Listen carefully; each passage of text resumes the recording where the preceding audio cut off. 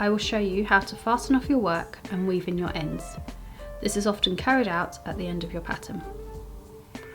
Work your last stitch as stated in your pattern. Cut a length of yarn. Using your crochet hook, pull the end through.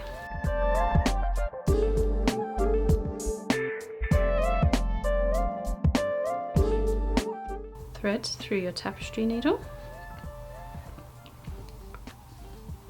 Then on the wrong side of your work, we're going to pick up the V's, which are the back of the stitches. Push your needle through and pull to secure. Continue and go back a few rows below.